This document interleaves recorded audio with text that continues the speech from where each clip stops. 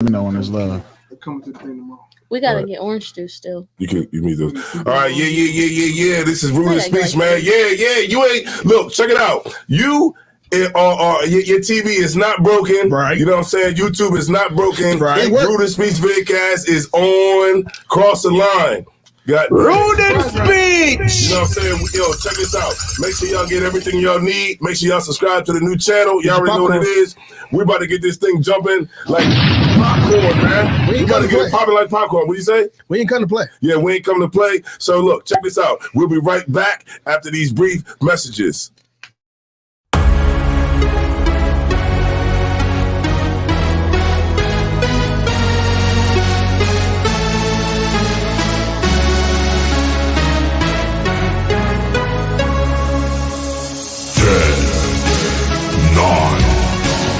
Eight, 7, 6, 5, 4, 3, 2, 1.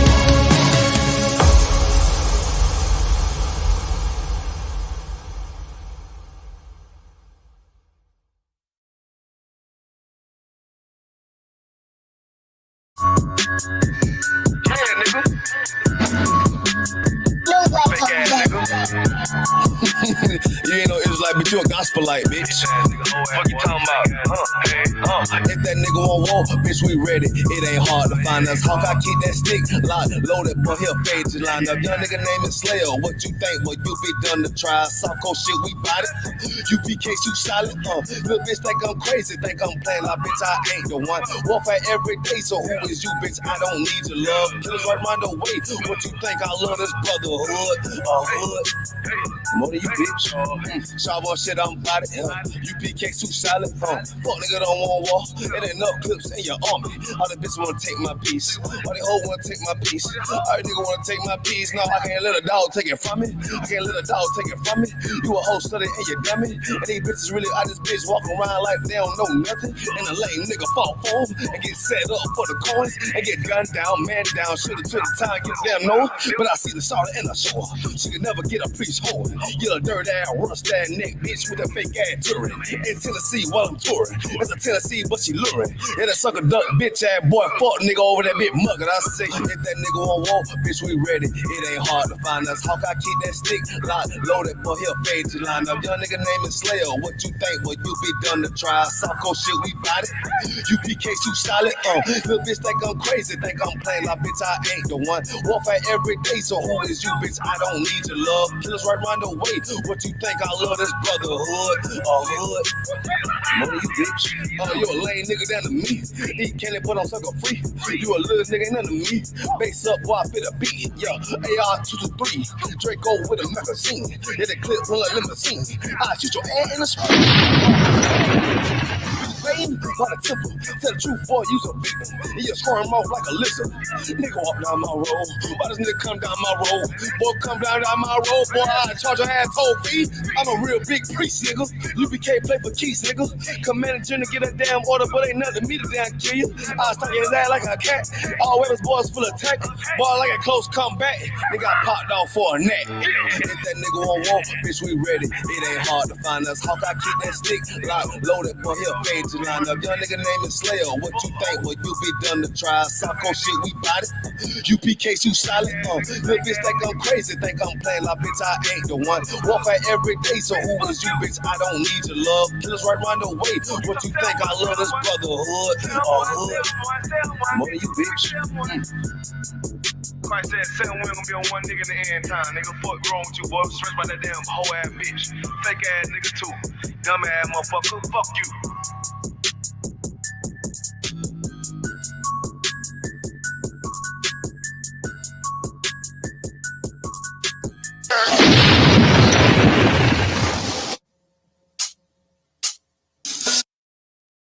Yeah. Y'all already know what it is, man. What's going down, man?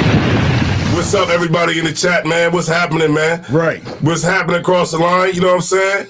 I want to give a shout out to Trooper Nahalia, man. Give a shout out to, give me a bomb for Trooper Nahalia, man. We got Barack Wanah, Dionysia Jones, man. In the building.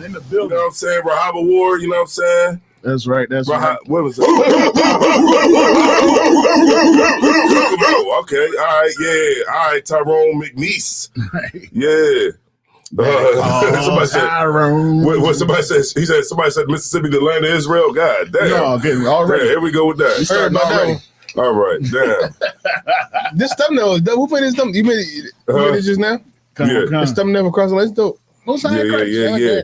So you know what I mean? Shout out to the versus battle we had yesterday. Oh man, That was great. Shout out to the versus battle we had yesterday, man. Because you dropped one for the versus battle, man. Matter of fact, you know what I'm saying? Whatever you want to drop. I never understood the music. I never got to the music that we made is that good until I compare it to other people's music. Yeah, because it seems so normal. Like, I listened to it all, and this music is actually that goddamn good. Yeah. I didn't realize it till yesterday, because because it was like we was winning so much, right? And it was like the Lord is really with us, because it's like it was like we was winning so much that it was disgusting, Right. that it was nasty. Yo. How dirty we was doing these people in this clubhouse. And then every time UPK one of them niggas was like, damn. I'm like, y'all know y'all suck. Like, y'all know that round was that you couldn't even compete with that. Like, Yeah, it was dope. Definitely dope, man. A lot of high quality music that's coming out Damn right. of the school, man. Right, It's right. undeniable. And Right. if you had any reservations and think that it wasn't, then you should check out the versus battle that's on Clubhouse right now. That's right. On Whack 100, the 100 side on Clubhouse. You can check it out, man. I'm pretty sure that it is got it recorded, right? Yeah, I'm sure man. it's recorded somewhere. I'm not on that clubhouse shit, but I'm sure it's somewhere. Yeah, right. so it's on there, man. It was actually dope, and the quality was banging. Right. You know what I'm saying? And I think that next time that they come, they're gonna have to definitely come a little harder. Right. Right. Yeah, most definitely. I think they'll be a little bit more prepared and understanding. Like somebody was like, somebody go get Blueface. Yeah. Somebody go get Game. Yeah, that's what they said. They said go get game, Go man. get Game, man. Yeah. Go to commercial. Yeah. So shout out to Firearms and Music, man. Right. Firearms and Music. That's right. That's right, man. Yeah, the whole man, the battle was fire. It was dope. You know what I'm saying? Like for me, when I heard verses, I didn't think it was gonna be like that good. Yeah, it was amazing. You know what I mean? And now I see that you really can have a verses. It don't have to just be, you know what I'm saying, through the whole Timberland and Right. It ain't got to be like established artists. Right. Yeah. Exactly. Right. And really, it was just a way for us to all, even the people that wasn't in One West in Right. IGBK, it was a way for us to all to showcase our talent. Exactly. And the problem is that the IGBK, like we always do, we found a way to stomp and destroy whoever we are going up against. That's right. There's no group out there It's hard, better than ISUPK. it's hard for us to have a peaceful competition or a friendly competition, Right. unless we competing with, against each other. Right. But Right. if there's anybody outside of us, it's hard for us to have like a friendly. Right. We just gonna play around. Right. No, Nah, no, man. I'm gonna destroy you in this versus battle about this rap. But it was a good vibe, though. Yeah, I mean, It was dope. Folks wasn't tripping. And actually, a lot of people was like, man, I think that's how y'all getting folks in the truth. It's through y'all music. Yeah, because they thought it was gonna be some some Christian gospel Right. music. Yeah. You know what I mean? Kurt Franklin rapping on the beats. And they tripping because that's not what we not what they gonna get from us. They gonna get real, real appreciate, big appreciate. Right. You know what I mean? Sounds I'm a 22 big and 3. priest. You know how we do. Yeah. That's exactly how I that love nigga sounded Jesus last and night. all that he did. All that. We're not gonna do that. Apologize. Yeah. So shout out to Clubhouse. Shout out to One West on the 100 side. That's right. Shout out to everybody. And shout out to everybody that's on Cross the Line Radio right now. Can I get my cross the line announcement right quick? Yeah, go ahead. You got it. Everybody that's on, we gonna say this all throughout the show for the next couple weeks. Everybody that's on Cross the Line right now. We're doing Rude and Speech. Rude and Speech is a show that we've been doing. It started with me and Zion. We've been doing this since probably like 2000. I talked to him earlier, probably like 2018. Mm-hmm. We've been doing Rude and Speech. We're Rude and Speech, not knowledge. And we go out here, we just talk about current events. We get in here and talk about it like we always do. Right. Just like we would talk about if we was sitting in the car or sitting in the class in the class after class. Right. Same conversation we would always have just on camera right here today. So if you're watching from Cross the Line and you're interested in the show, make sure you go over to Rude and Speech Vidcast 3.0. Rude and Speech Vidcast 3.0. Go over there, subscribe to that channel, like our videos, check the rest of our content out, and see what's up. I ain't gonna overshoot it for you too much, just That's you right, like man. it, fuck with it. Shout out to the 35 people in here, man. Go ahead and get them likes up, man. You know what I'm That's saying? right. Do something. You know what I mean? Give us something. You know what I mean? So shout out to everybody that's in here right now. You know what I'm saying? Yeah, that and that's what you're saying, Cap, is just like, you know, it's been a long time coming. You know what I'm saying? Right. And you know, we really love what we do, and we're gonna talk about those issues that a lot of people don't talk about, Right. and we're gonna give an honest perspective Right. on it. All right. That's all we doing. So shout out to everybody. Shout out to Captain Tazariak. Shout out to Captain Katazai. Most definitely. You know what I mean? So yeah, we're gonna keep it going. All right. So check this out, right? What we got So going? the first thing We I want didn't to talk do our about. intro. Huh? We didn't do our intro. Okay, yeah. Let me get right into it. Hey, this is Rude in Speech, man. I'm Tazai Wan, Azar War. It's Captain Ariel. and we are Rude in Speech, man. We also have who we got in here tonight. Shakara. We got Shakara in here. What's going on, Shakara? How you The doing? infamous. Good. The infamous Shakara, man. Notorious. Notorious. Coming up from where? From where? Cash. Dodge City in this mother. Dodge City. Nashville, City. Tennessee. Yeah, they said, shut the gate, said shalom, sis. Shalom, sirs. Okay. Sirs. Shalom, sir. All right. Fine. Yeah, so, you know, it's a lot colder up here, huh? Yeah, unfortunately. From Tennessee. Since you got that fur on the back. She got the fur on, you know what I'm saying? Look, she almost up north, you know what I mean? She just need a pair of Timberlands, you know what I'm saying? And then you be good. You got a pair of I'm Timbs? close enough. She just needs some Timbs and she be good to go, you know what I mean? But check this out, right? Now, I've been seeing, like, on a lot of videos that a lot of people are scared to death that Trump is running again in 2024. Now, I knew this was going to happen, though, because a year ago, no matter of fact, well, how long Joe Biden been the president? What, 2 years? 2 years, 2 years. yeah. 2 years? Wasn't it possible? 2 years ago, Possible. when he first became the president. Right. And, you know, our people were so adamant about getting him out of power. Right. I mean, just so adamant about it. We just got to get the racists out of office, right? Right. And they went and voted for Joe Biden. Right. And I told them, I told this sister, I said, I guarantee you he's going to come back. Right. Well, no, there's no way he could come back because, you know, he can't because they had the thing, the January 6th. January 6th thing with the White House. It was just too much stuff. Insurrection. We had an insurrection. There's no way they're going to let him back. What'd he say? It's like Gotcha, bitch. What'd he say? He said, I just want to announce my candidacy for 2024. Right. Come on, man. I think we all knew it was coming, though. Was it Yeah. that much of a surprise? So what do you think? What Well, do who you think? y'all it was think is coming. worse? Who? Joe Biden, Biden or? or Trump? Biden is worse. And why? Why do you say that? Because he is not Trump, at least he's going to tell you straight up. Biden is sneaky. And Very that's just kind of how the parties is. You know what I mean? Republicans, they'll lie to your face. Mhm. The Democrats, they just going to lie in secret. Yeah, one is just overt about racism. The other one is just covert about racism. Yeah. But That's it. but one thing they both can agree on is that they both sides want power, and they don't include None of you. them Yeah. like Yeah, I just Facts. I think as far as I guess you could sit and argue about who's better, who's worse. Right. But as far as black people is concerned, as far as Hispanic people are concerned, no matter who's in office, your suffering is going to be pretty much the same. right. Yeah. Your suffering going to pretty much the same. You shouldn't focus on who is in office. You should just just know that the office itself Right. is evil, Mhm. and the system in itself is evil. And really, no matter who's in office, your kid like the ghetto ain't never not existed. No matter who was in office. Right. Like who what president have we put in office that really changed the black community as a whole? None. Not a damn We vote for somebody every Absolutely year. not. Right. Whether we win or lose, the black community goes out and votes for somebody every year Right. who has made actual radical change in the black community to put us above anybody else. Right. Every generation, another race of people, another ethnic group come over here and is living over top of us. Mhm. The Arabs, the Chinese. Chinese people ain't been here as long as black people. Mhm. Right. Arabs, East Indians. These are people that's been here for a small amount of time compared to so-called black people, so-called Hispanic people. Mhm. And yet still, Hey, Ace Letter, man, you right. You know what I mean? We got to check Biden's political record in 1994 crime bill, right? Right. The 1994 crime bill, we kind of let logic and things like that go out the window because he's a Democrat, and we just cannot have the racist Republican in office. I want to make a comment about that crime bill thing, right?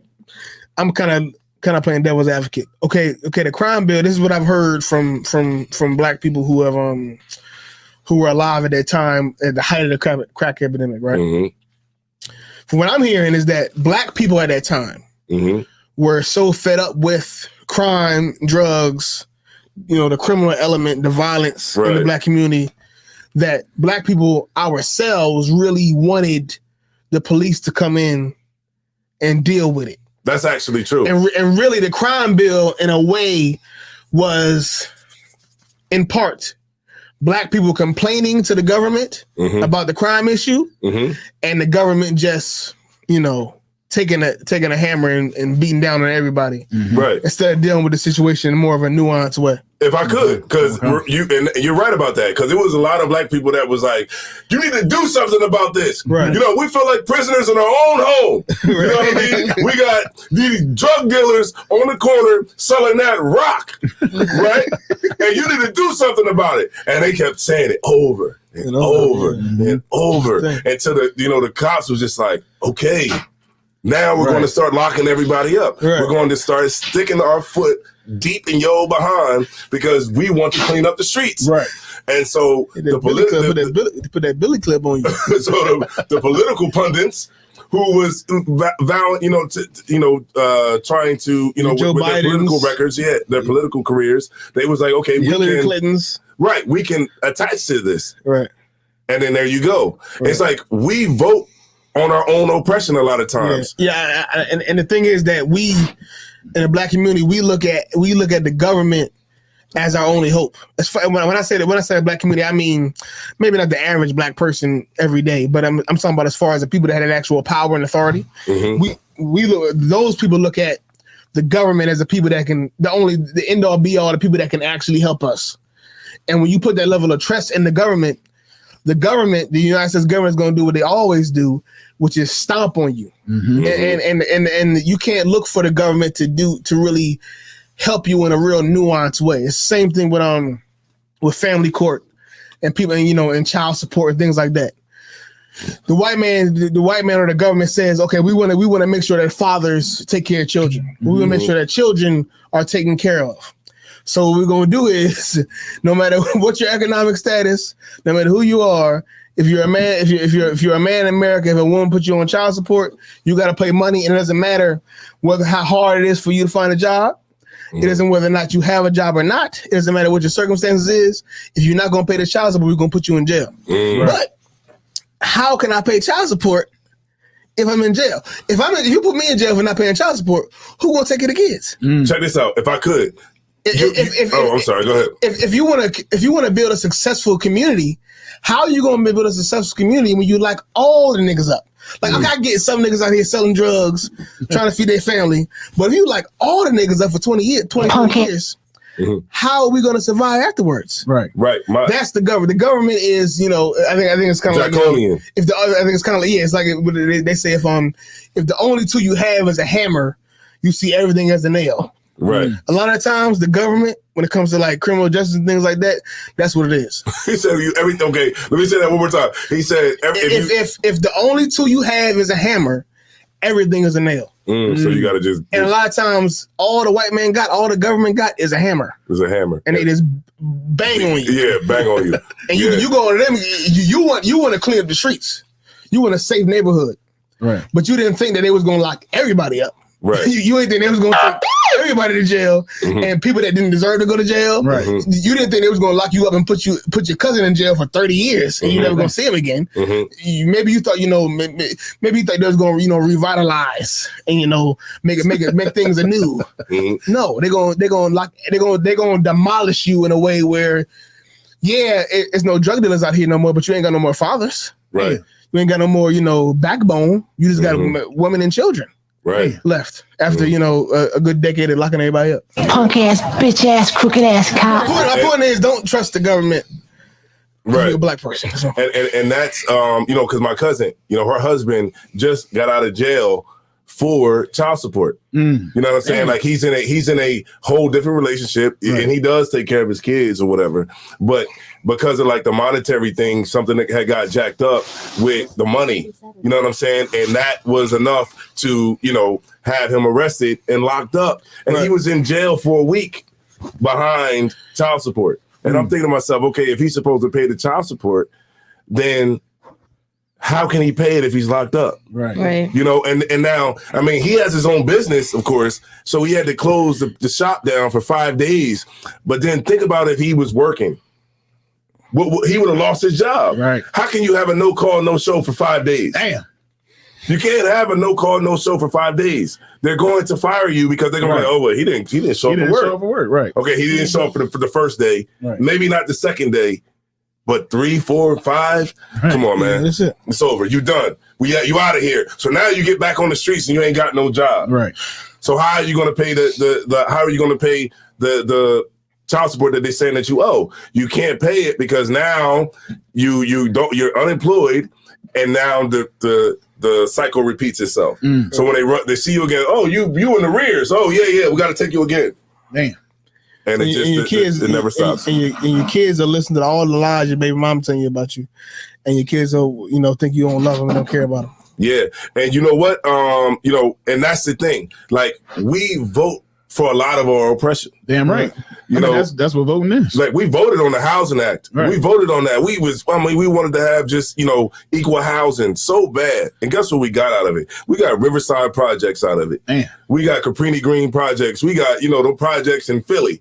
You know what I mean? That's what we got out of the deal. And that's what we have to stop doing. We have to stop putting our faith in America like America's going to fix us. Right. You know what I mean? And really, you know, at the end of the day, our power and our strength come from the Lord, period. Right. And when we try to put our strength and our hopes in the people that's oppressing you, then this is what you're going to get. You're going to be the nail. Like what Kat brought out. You're going to be the nail. Oh, man. And they are going to be the hammer. And guess when we're going to get smashed? Election day. Every 4 years. Every 4 years. Every 2 years. Every 4 years, we're going to get smashed. Right. Every 2 or 4 years. Smashed. Again and again. Right. And we always seem to get put in the middle of a rock and a hard place. Right. Good. We gonna be out there and trying to. Hey, this is what we want you to do for us, and all they gonna hear is. ID boarding pass. Yeah. So shout out, man, to everybody that's in the chat. Yeah, Kana said that was heavy. Most High in Christ. Okay, we got Nashville, we got Cashville, Tennessee, we got Nada Ya in the building. Shout out to my mom. Yeah, big facts. Big facts. Tony Estrada, that sound like Chips, huh? Yeah. Shout out to Chips, man. Yeah. Who's Chips? Chips was the show with Eric Estrada. He was that's a hell of a last name, man. Estrada sound like you like part of the mob or something. Right? Yeah, but like you sell coke across. The last name is Estrada, man. Estrada, man. Yeah.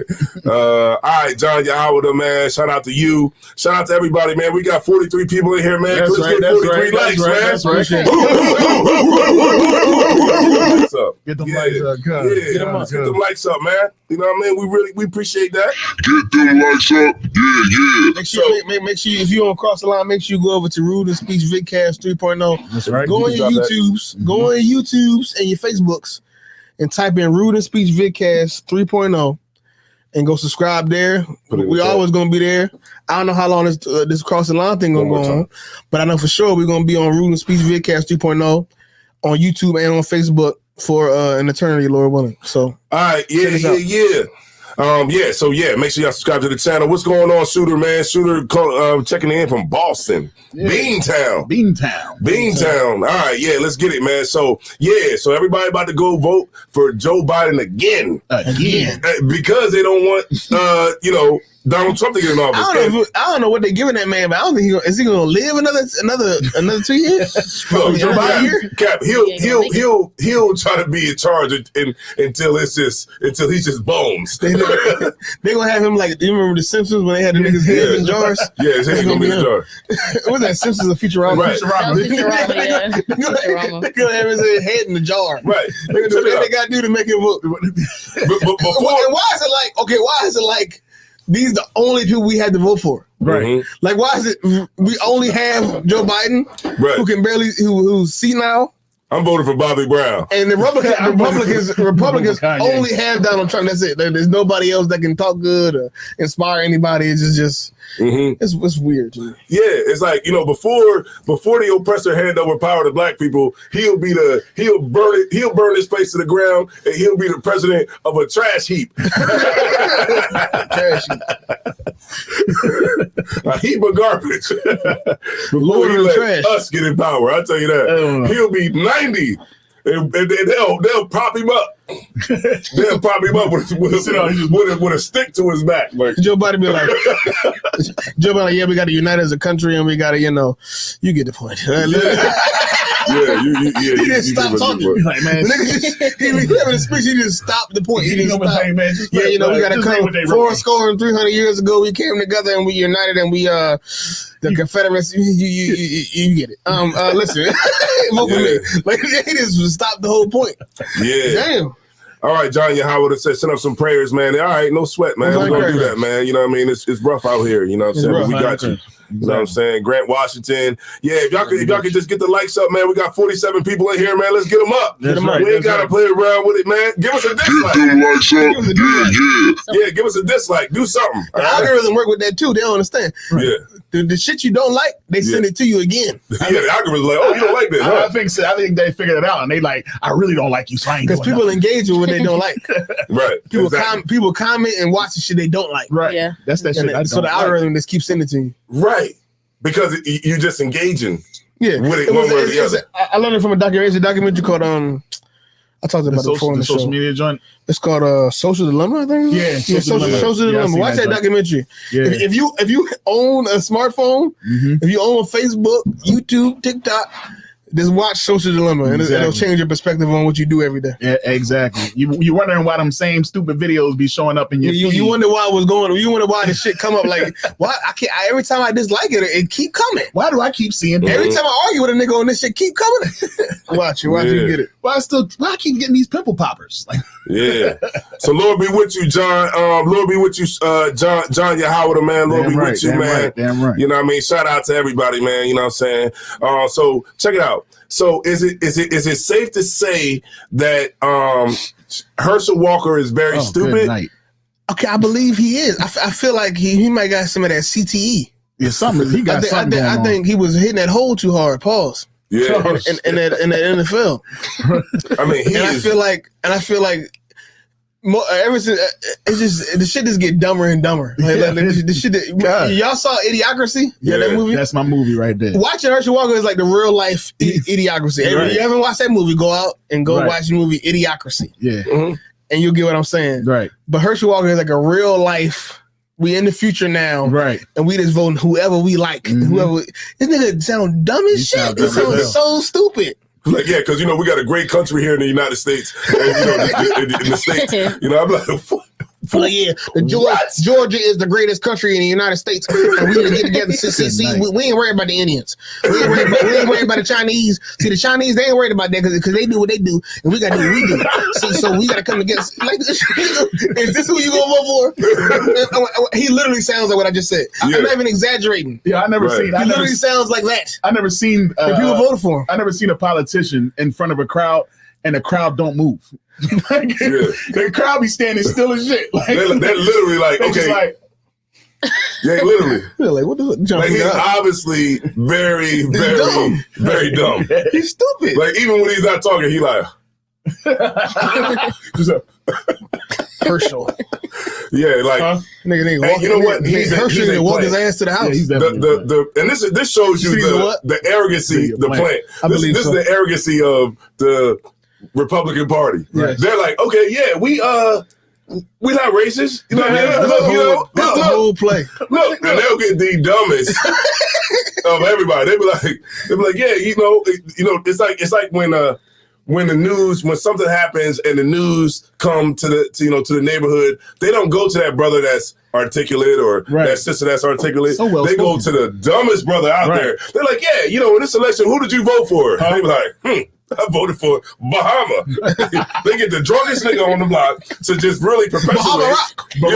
Bahama Rock. You know, and that's exactly what they do to perpetuate the stereotype. Like niggas is just dumb and they're not smart at all. And I think really all it is just, in my opinion, really all it is just that. Oh, I said it yesterday. I said it again. But really, all it is that the Republicans have a they're not diverse. Their constituency, the people that vote for Republicans, are nowhere near as diverse as Democrats. Democrats have a solid group of white people that vote for them. Damn, they're all black people. Damn, they're all Hispanics. And the Republicans are a lot more. They're mainly white people, rural white people that vote for them. So whenever they can latch on to a black person, a Hispanic person that supports them, they run with it. No matter what he got going on, they don't give a damn, because at least they can say that they're not racist. And really, what the Democratic Party has over the Republicans, in a nutshell, they might spin it a bunch of different ways, but in a nutshell, what they have over them is that they are not racist. They are not, at least openly racist. And everything they'll ever do against the Republican Party is that they hate niggas, or they hate Hispanics. That's what the whole thing. That's what I don't like, because I prefer my races to be open with it. You know what I mean? I like when you out in my face and you just like, nigga, get out of here. You know what I mean? Versus to say, hey, man, I like black people. You know what I mean? I got black friends. You know, I put hot sauce on my chicken. You know what I mean? Like, I want you to be straight my favorite football player. He's my favorite football player, man. You know what else? This is another thing. A lot of those like groups, like the KKK, all them different groups with I don't know, them groups that be up there, white supremacy groups, they respect us. They respect us because they like, that's cool. I'm glad that I know that you don't like us because we don't like you. Right. And we can have a common ground on that. Right. That's perfectly fine. You stay on your side, we'll stay on our side, and we can coexist with each other. It's a level of respect. Say that again? It's a level of respect. Right. And every nation understands that. Right. They totally understand that. Chinese, Japanese, Koreans, they all understand that as long as we stay on our side, you stay on your side, we can coexist with each other, and then that'll be good to go. We'll all be good to go, and we can coexist with each other. And that's a respect that you can't get by trying to vote, by trying to be included. It's a book out there, right? By Gunnar Myrdal. And I brought this out before, but it's by Gunnar Myrdal. And in the book, it's called American Dilemma, The Negro Problem in Modern Democracy. Yeah, heavy book. Heavy book, right? Heavy book. This book was written by Gunnar Myrdal, who was a Swedish eugenicist, right? Who was financed by the Carnegie Corporation to give a study on every facet of life of black people. Right. And one thing that he wrote in the book, he said, ideologically, black people sway to whatever ideology the group that's in power has. So if the Republicans are in office, then black people are about, being separate, coming together, about black business, different things like that. But when the Democrats get in office, black people are about, cultural diversity, cultural inclusion. We're about coming together with everybody. Right. And so he said, we sway politically to whatever side is in power. Right. And you can see it's clear because when Donald Trump was in office, it was a Black Lives Matter protest every single weekend. Yeah, right. That was good time. But the minute Joe Biden got in office, it has been crickets. It's been quiet. Crickets. It's been extremely quiet. Wasn't we supposed to talk about the guy that got locked up? The Not Fucking Around Association or something? Yeah, the NFAC dude got locked up for 7 years. He got 7 years in prison. What did he get 7 years for? I'm not sure. Let me look it up. All right. I think he was a plant though. Yeah, the NFAC dude. No, blah blah blah. I think he was working for the Republicans to scare Republicans. If that makes sense. Because I said it, but the only reason I said it because I saw the video of prior to him doing that whole thing where he had the guns and the protesting and all that. Yeah. He was at a Trump rally. On video. Right. So I believe that the Republicans set him up, or Trump at least set him up in order to scare Republicans into voting for Trump, or scare people into voting for Trump, because it's all that. Even the Black Lives Matter thing is when those protests and those riots happen, there's a certain constituency of white people who are motivated to vote more because they see niggas on the streets rioting, niggas on the streets with guns and ammunition ready to not fuck around, and that makes them, I need to vote for Trump because Trump gonna stamp down on these niggas. I think that's what happened with him. All right. And I think a lot of them rioters was Republicans. Yep. Acting like they for Black Lives Matter for the Democrats, just to motivate Republicans to vote. Right. Yeah, exactly. So check it out, right? Okay, so this is what he was locked up for. Louisville, Kentucky.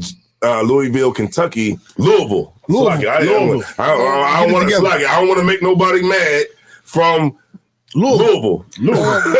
So Louisville, John Grandmaster J. Damn, he sound like a rapper, right? Grandmaster J. That sound like Johnson, J. The leader of the Not Effing Around crew coalition that visited Louisville several times last year for protests over the death of Breonna Taylor, has been indicted in federal court on charges related to him allegedly pointing an assault rifle at officers the night before the Kentucky Derby. Damn. A grand jury on Wednesday indicted Johnson of Westchester, Ohio, on one count of assaulting, resisting, or impeding certain officers or employees, and one count of brandishing a firearm in relation to a crime of violence. And he got sentenced for that too. So he got 7 years. And he says that the first charge can carry an enhanced penalty of up to 20 years in prison if the person uses a deadly or dangerous weapon or inflicts bodily injury, according to federal statutes, and or a $250,000 fine and up to 3 years of supervised release. I wasn't paying attention. Yeah. What did he do again? They said he pointed a gun at a federal officer. Damn, for 7 years for that? Yeah, he got 7 years. Yep. He's locked up right now. That's tough. I need to be a federal officer, nigga. Right. Point some shit at you. Oh, that's it. 7 years. That's it for you. Yeah. So, and assault. Yeah, and brandishing a firearm in relation to a crime of violence, and that's what he was. So he got locked up though, and so I guess he's probably somewhere in Cuba. I don't know. He probably like in some random. He probably in Idaho somewhere in some federal prison. Yeah, because they get those cats to come around, like you said, like around. Like election time. In election time, and it's a wonder to me that all the Black Lives Matter protests happen right before election time. Why are there very few Black Lives Matter protests just in an off year when nobody about to get elected? Because they got everything they want, actually. Because them protests is motivating somebody to do something. Yeah. On both sides. Right. On both sides, it's motivating. If you're a black person, it's supposed to motivate you. To motivate you. Oh, really? This is what I mean too. When a black person dies and it's blasted out into the news, that's Democrats saying, "Oh, look, they still killing niggas, so you better go vote for Joe Biden so he can save the niggas." And when a bunch of riots happen, it's, oh shit! Look, these niggas need to get in line. They burning the cities down. Yeah. Look what the Democrats have done to our cities. Vote for Donald Trump. Right. It's a lot of that shit is a play. As far as like the this is my. I'm not saying this is a fact. I'm just saying it's my personal opinion. That a lot of shit is a play to manipulate you based upon what you see on the news. And see what happened in your cities, your major cities. And guess what? Donald Trump said he gonna have a death penalty if he's selling some damn crack. Segue. Damn. Yeah, segue. That's a good segue. That's crazy, right? A lot of people, that actually can work. Salakia. Okay. It work in Bali, Indonesia. It definitely would work, but it would never happen in this country. Right, it would never happen in this country with the way our system is set up. Unless Donald Trump can like really pull like a real like tyrant move where he can take all power from the Senate and the House of Representatives. Well, they got Republican now. The House is Republican now. It's split. It's the House is Republican and the Senate is the majority Democrat. Yeah. So yeah. But That's crazy. So basically, it would work though. So like, it would definitely work. Like, look, if they were just straight up killing niggas because you smoking weed, niggas would be smoking. Okay, niggas would definitely still smoke weed, but it would be far less people. It'd be underground. Yeah, it would be deep. Like, it would be like you gotta like have a passcode, right, and know a guy that know a guy. Like it would be like real. Asians like that too. The Chinese, they don't play that. They, if they catch you selling drugs, you going to jail forever. You're not getting out. And then if it's like heroin or something like that, it's death penalty. Straight and up. Really, that's the only way to really stop it. The only way to really stop it is to have a culture that's so extreme that you really can't survive in it and be a drug addict, or be a drug dealer. That's really the only way you can really not have drugs. And the biggest population is what? The Chinese, right? They got like billions of people, right? I think it might be India. India, right? India got like 2 billion people. Or something. But they care about everybody. It's between India and China. I don't think Indians care too much. Indians don't care about because nobody. check this out. They like look. They're like this. They like this. They like this. We'll kill you. Right? Like in Asian places like that, they're like, we'll kill you if you sell drugs because you are not going to make this and make our people like the niggas in America. Yeah, basically. You know what I mean? And every nation knows that. They're like, look, you are not going to make this like the ghetto in Chicago. Right. You get my point? And before that happens, we will kill all you niggas drug dealers. Real shit. And that's really how it goes. It's like, that's the radical standpoint that a lot of these countries take, because we don't realize that that a lot of these countries, the way that they protect their people and to keep and what they do is they keep them away from ended up like us, right, in America. Right. Yeah, I think when you think about it, a lot of the ways, the way we live in America, a lot of times is radical. We don't see it that way, but it's radical to just give everybody free reign to do what the fuck you want to do. Mm-hmm. In Philly, there was a story in Philly like probably a couple weeks ago where people was going out giving needles to heroin addicts. Yeah. In Philly and Kensington, the Kensington section of Philly. Like the clean needles. Yeah. And there was the Kensington section of Philadelphia is like an open air drug market for everybody that don't know. It's Amsterdam. And recently, like probably like a month ago, 3 weeks ago, something like that, it was some people, some organization out there giving out free clean needles to heroin addicts, so they can safely get high. Take their drugs, right? That's extreme, if you ask me. Yeah. If you got a terrible drug problem, and there's somebody out there that can freely go out and give out needles, that's extreme. Yeah, it is. It's extreme to legalize marijuana, if you ask me. Mm-hmm. It's extreme to just have doctors that are freely able to prescribe pills, opioids, and all types of shit that you can be addicted to for the rest of your life. Right. That's extreme. Oh. And it's just, and to me, it's just extreme as killing drug dealers and killing drug addicts. Right. I mean, it's just about what you want to allow in your society. Oh my God. Yeah, I was just gonna say it's extreme, but that's what the pharmacists been doing for years. Yeah. You know what I mean? For decades and forever. But is that necessarily wrong though? As far as doctors go, because well, you're talking about with the drugs. It's the person that creates the addiction. The doctor doesn't create that. The doctor but originally the doctor prescribes something that is you got some kind of pain or something that the typical medicine can't take care of. A lot of times they practice. It's like the opioid. But you know what I mean? For 10 years. Like they practice. They're responsible for like the opioid. Right. The opioid crisis that the oppressors people are going through right now. And a lot of times they give you that. They give you like your back hurt. They give you, they give you Xanax, or they give you what's some other ones? With the perks, They give you the perk 30s. You know what I mean? That's Shout out to Philly. You know what I mean? They give you the perk 30s. Destroying the streets. Laying the streets to waste. Right? They give you the perk 30s, right? And you know what happens?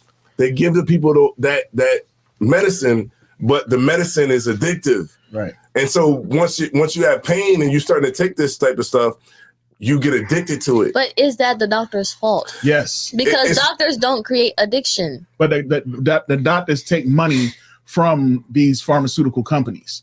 And a lot of times they're taking that money and not really thinking about the consequences behind some of those things. I see. So a lot of times when they're prescribing stuff to you, they're practicing. They don't really know. That's why it's called a practice. If I could, but you brought out a heavy point. Right. I used to work at a place called AstraZeneca. I used to look it up. Scripts. I know. Look it up. They about to sue AstraZeneca you. is a place that has they're like a pharmaceutical company, right? And what this pharmaceutical company does is they hire women, bad bitches, right?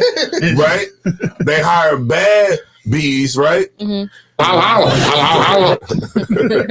They hire bad bees to go and talk to the doctors.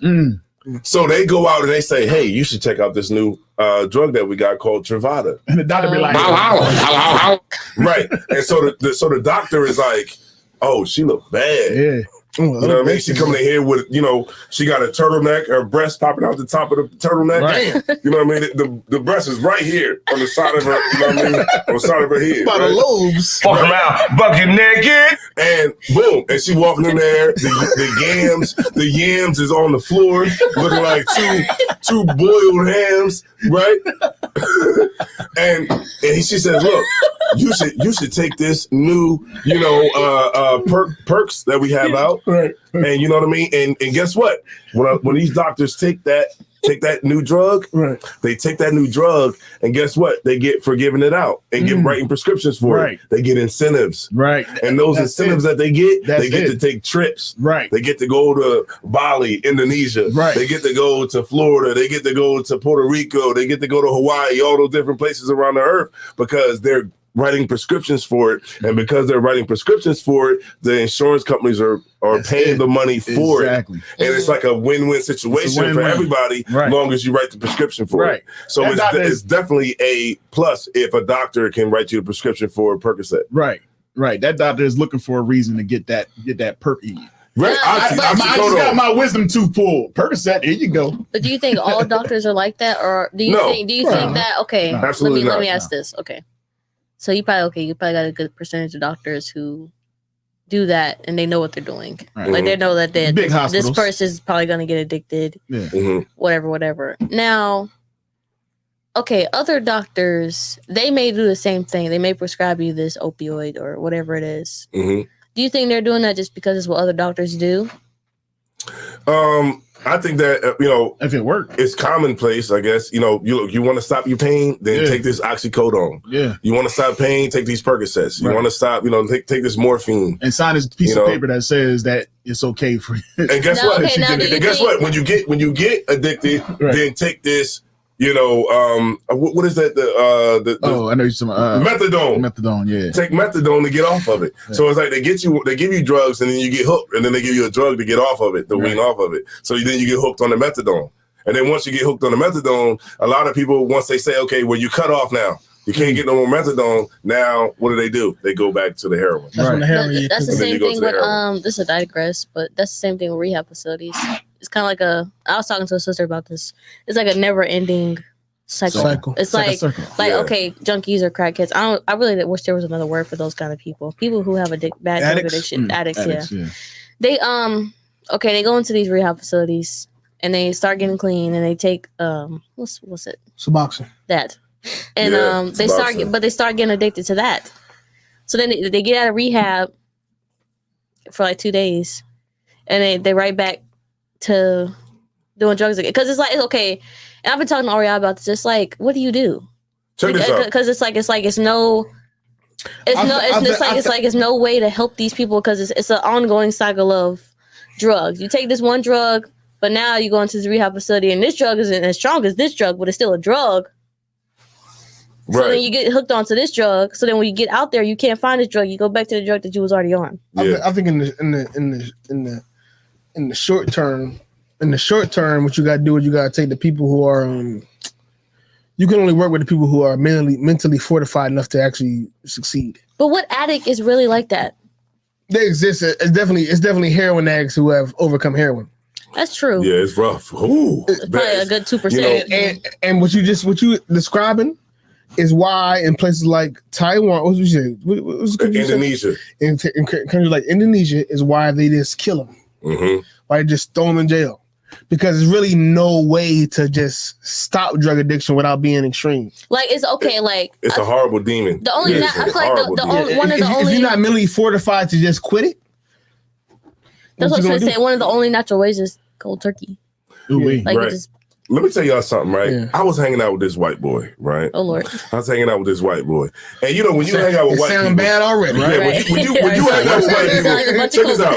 Shout out to Abe Letterman, said oxycodone. Tony Estrada said licensed drug dealers. That's right.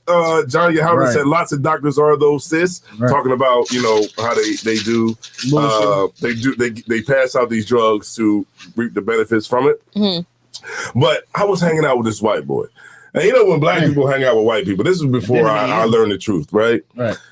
I'm hanging out with this white boy. He's like, hey man, he's like, yo man, let's go out to this party, man. And I'm like, okay, man. He's like, yo, we're gonna take some not oxys, Xannies. He's like, we're gonna take some Xanny bars. I'm like, yeah, man, cool. You're talking like him. Look, I'm talking like him, bro. You became as he was. Yeah, right. we mirror the oppressor, bro. Yeah, we do. We don't got this truth. We mirror the oppressor. Right. So he's like, yo, you want to take one of these Xannies? I take a Xanny cap. All I remember was that we was on our way to Fairmount Park. Oh, shoot. And I don't remember nothing that happened after that. No. The only thing I remember. You said y'all took a whole bunch of what? Xanax? No, I took a Xanax. I took a Xanny. You took one? Yeah, I took one. It was like one of them bars. Yeah. Okay. But typically, I feel like those usually just make you like, I took a bar, and I just woke up, and I was like, and I was looking around because when you wake up, I was like looking around, like, where's you at? I was at my mom's crib. Well, that's scary. You had a whole night. Yeah, I don't remember nothing else after that. That's scary. You had a whole night. I cannot. You was probably mess with talking that to stuff. you were probably talking to people. That stuff is no joke. You was dancing, every type of stuff. You know what I mean? It's no joke, and that's why I say, like, that stuff there is just amazing. That is a heavy demon. And you know what? I don't understand. I don't mean to interrupt you. I'm sorry. Nah, go ahead, please. Okay, I'll use you as an example. I don't mean anything by this. Yeah. Okay, when people go through stuff like that, like they get on some kind of drug or whatever, and they don't remember what happened. Mm-hmm. Why the fuck do you go back to doing it again? Because it was amazing. Because okay, I get the whole. I get the whole. You feel great because you're high. You feel all happy and life is great. Whatever. But I mean, maybe it's just me because like. In the world, it was how okay. How can it be great if you don't remember nothing? Okay, I'll be honest. It's one time in the world I got like super high. My parents don't know. Sorry, mom. Sorry, dad. Gotcha. Oh man, she blowing her cover. Yeah. She's blowing her cover right now. Keep your cover. Don't blow your cover. Okay, so I used to leave school to go get high at somebody's house, right? This one time, all I remember is laying on the bed, and I woke up. I got school until 5. I had track practice at like 3 to 4:30. I woke up and it was 4 o'clock. Your mom said, crazy thing is, I never remembered falling asleep. I don't even know how the hell I got there in the first place. All I remember is, I left school, we went somewhere, we got high, and then I woke up in some random bed. And when that happened, it was like, look at Captain Ariel. He looked like this bitch. Okay, but when this happened to me, it was like I have to stop because it was so scary. Because it's like somebody could have raped me, somebody could have robbed me, somebody could have really did something to me, and it was like, At that time, I was, and that's when I knew I had a problem because it was like, and we also were starting to look at classes and stuff. Right. But it was like at that time, it was like, what am I doing? Right. Like, because this is sad.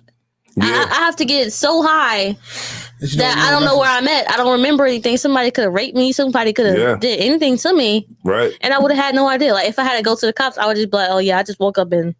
This is what happened. Yeah. Like, that's, and when that happened, it was like, I got to stop. Like, when that happens, like, I realized I have a problem. So I guess you asking why don't people stop? And I guess, I get the whole general idea. Like, some people are stronger than others. I get that. But, like, it's a control. Do you ever, like, have you ever seen the YouTube channel Soft White Underbelly?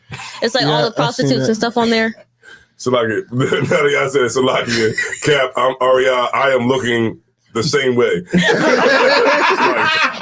Sorry, Mom. That sounds like a story I already heard before. I'm sorry, Mom. She's sitting there like, Yeah. This nigga. Hey, you know what? These vidcasts, these podcasts are therapeutic. Right. You know, this is what we do to unwind. Right. I get a phone call after the show. So why didn't you tell me? Right. And this is what we do. You know what I mean? You don't never tell your parents all the wicked stuff that you did until like you just sitting at a dinner table. You be like, man, this one time, man, I killed this person, man. You would say they 80 years old. And No, you remember that one day after school? You remember that one time? You remember Bobby Lee? They never showed up again? Yeah, I killed that nigga. Yeah, I killed That was me. I did that. Yeah, I mean, I tripped. I had a knife in my hand and stabbed him. I just chopped him up and put him in the backyard. Yeah. That's what it is. But I guess my main question is like, okay. Why? Why? Because like I said, on Southwide Underbelly, I don't know if people in the chat have ever seen that, but it's like a YouTube channel. It's like all kinds of pimps, prostitutes, drug addicts, families with like incest. There's all types of shit on there. It's real nasty. Oh wait. But they go through so much stuff, and it's like, why don't you ever get to a point of where, what am I doing? Control. Like, and I feel like it may cross their mind, but for some reason, I'm sure it crosses. They don't got the strength to just stop.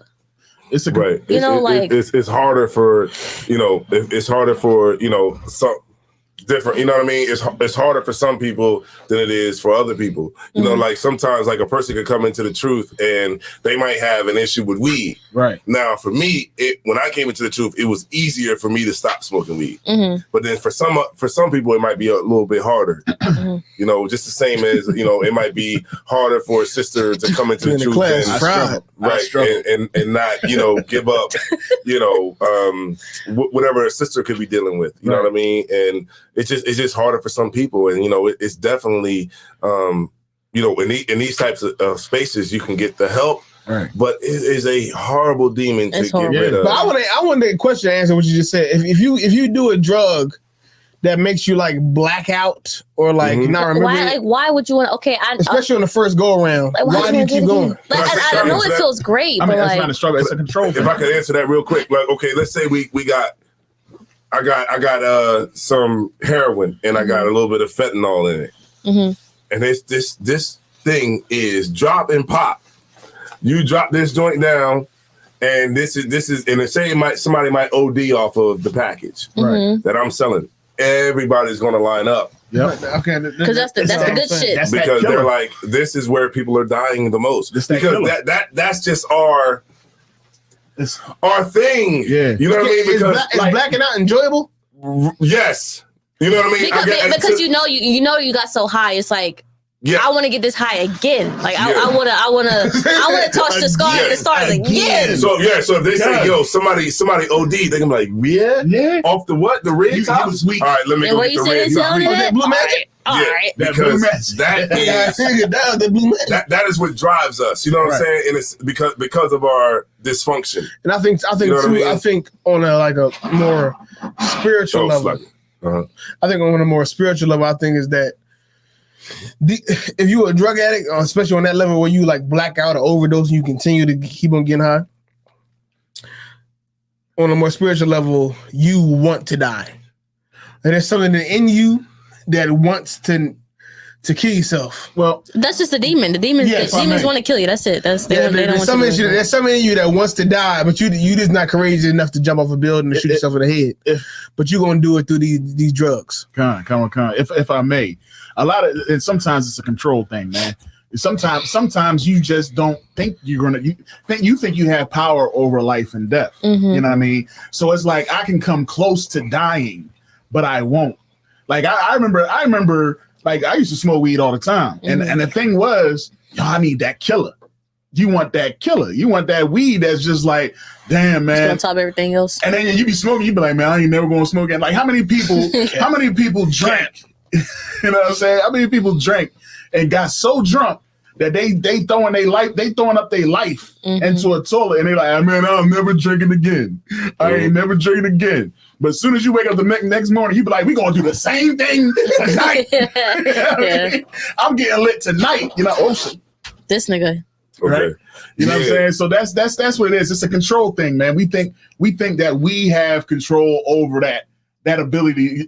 I done came so close to death that, you know what, I'm gonna do it again. Yeah, when it don't happen, it's like, oh nigga, I know what I'm doing. Good. And that's why people overdose. That's why people die. Right. Because they're like, oh, okay. Let me say this. I think I said this before in the show. I had a patient that overdosed. She had a big heart surgery this day. She ended up overdosing. We had to give her like 2 doses of Narcan. It was a whole thing. Her boyfriend brought the drugs into her. He shot it through her IV. She had an IV for something else in the hospital. Damn. He took the heroin or whatever it is. We could never find it. And he put it through her IV. But the thing is, when we gave her Narcan and she snapped out of it, she knew exactly what to say. And it was like she had to have overdosed. Oh, weird. A few times before, because she woke up, she was like, "Oh, it wasn't him. I know I overdosed. It wasn't him. It was me. It was my fault. He didn't bring me." It's like, how many fucking times have you did this? Right. And it's sad because they addicts. I won't even say just crackheads, just drug addicts overall. Because somebody that's on weed could be a drug addict and they get laced with something. And that's it. Right. But they have this thing of it's like, because you don't die off of this one incident, or even guys in the street.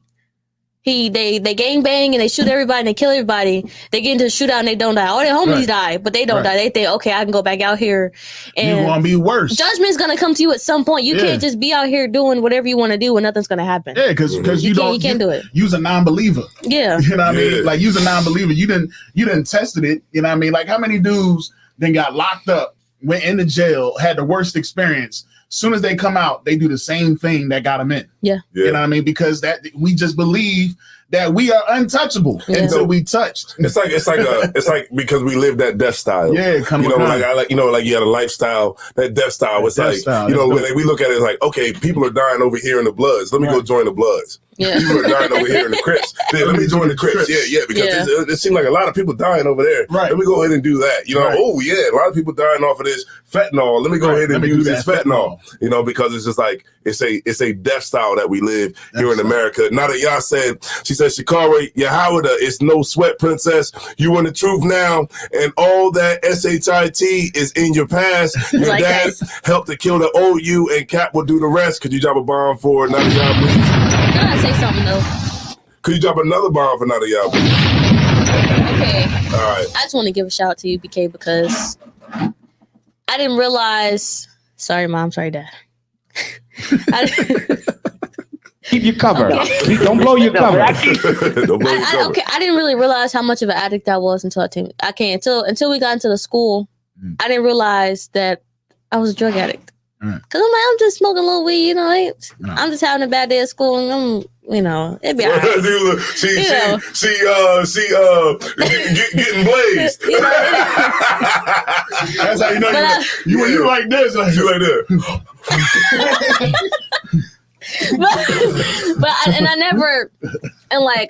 I never realized how much of a problem I had until we was in the church and my dad started coming to school. I didn't know what the hell was going on. I'm like, I don't know what this nigga looking at, whatever. Wait a minute, he was in the church. We all used to go to church. No, he was on the deacon board. No, he was a visitor.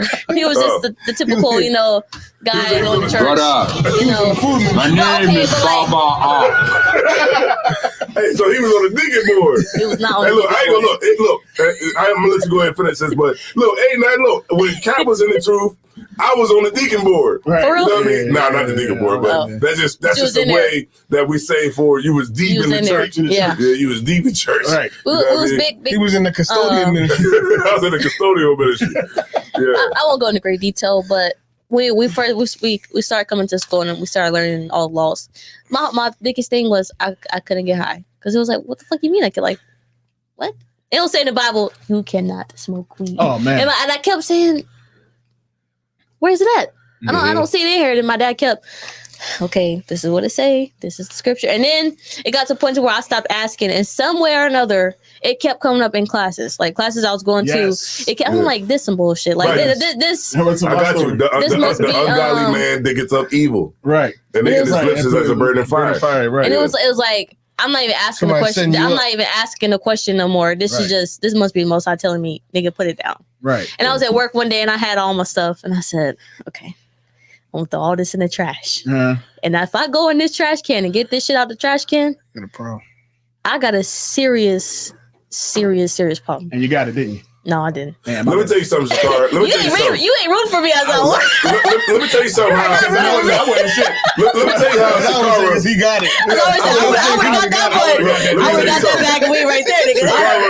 I had to off my weed. Like, let me tell you something. You know, I'm gonna kill myself. Burn it. I'm gonna smoke all this pound of weed.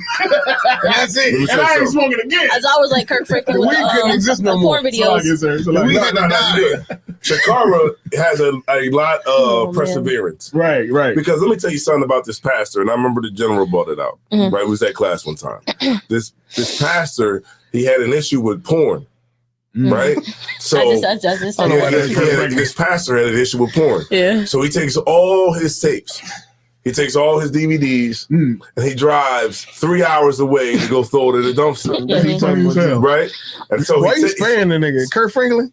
I don't know. That was Kirk Franklin. I don't remember. It was Kirk Franklin. That was Kirk Franklin. It was Kirk Franklin? That was Kirk Franklin. Okay, Kirk Franklin. He said this. He drove 3 That nigga said it on one of his concerts. Okay. When he was talking about his son, he was like, "Yeah, I had a porn addiction." Okay, so he had a porn addiction. I didn't know it was exactly him. I didn't remember because it was a little while ago that y'all brought this class out. GP, are you with me? But he drove 2 to 3 hours away to throw it in the dumpster. So he drives back home from, getting rid of all of his porn. Right. What do you think he did when he got home? The nigga turned back around. Damn, no, that's serious. That's crazy. That's That nigga turns back around. He turned back around and went back 3 hours back in the other direction and got that porn out that trash. But the crazy thing about addictions, whether it's drug or porn, whatever it is, you don't realize you got a problem until you stop. Right. It has to be something like when you come to school, it has to be some kind of level of, okay, I trust the Most High, and I know the Most High don't want me to do this, so I'm going to say, fuck it, and I'm not going to do it no more. But then when you look back, you're like, I really had a problem. So I guess I got a problem with oxtail. Listen. 2 days. Those things is delicious. I'm like this. Nah, man, shit. Listen, let me tell you, man. I knew when I was smoking my weed, you know what I mean? I was like, man, I need to stop. This is ridiculous. But did you think it was on the level that, when you come into the school, right? Yep. Did you think it was on that level like how you think now? Do you think it was that bad? Yeah. I knew, and all right, this is how I know it was bad, right? I had a situation where I ain't had no weed, right? I ain't had no weed. And I was like, damn, man. And it was on some old, you know what? This is my last L. I'm going to smoke this joint. I ain't smoking no more. I smoked that L. The very next day, I was like, I need some weed. I need some weed. This is some bullshit. Nobody in Delaware had weed. Nobody. Damn. I'm calling my homie in Philly. Like, yo, what's up? I'm trying to get him. Not answering his phone. You know what I did? What? I got in my car and I drove to Philly. Got to Philly. My man answered the door. You talking about happy? Man, I was like, oh! My nigga is like, I ain't got it. I was like, oh, what I'm gonna do? He's like, I'm gonna have it tomorrow, man. I took off work. Damn. To drive back to Philly the next day to get weed. That's how. And at that moment, I knew you had a problem. I knew I had a problem. At what particular moment? At the moment when I got back home, before I went back. I was like, man, I'm tripping, man. The day before, I need to stop smoking this weed, man, because I'm about to. I done drove there, didn't have no confirmation of nothing, and I drove all the way there to try to smoke some weed. And this is crazy, man. Woke up the next day, took off work, went to Philly. You know what I'm saying? I was. So you was on a mission. I was on a mission. Yeah, you was on a mission. You know how I stopped? I'm gonna tell you how I stopped. I had some weed, right? Right. I was smoking weed. I was just starting in the school, I was smoking some weed, and what happened was they called the class. It was like, yo, it's not going to be no class tonight. You know what I mean? Thursday night, because this is when we was having at the library. He was like, we ain't having class tonight. You know what I mean? He called off the class. I was like, bet. Hopped in my car, Blue. I'm driving home. Get a call. That's when I was like, yo, we having class. I'm like, huh? He's like, yeah, we having class, man. Make sure you there. Yeah, we was in Smyrna. Right? He's like, make sure you there. I'm like, oh shit.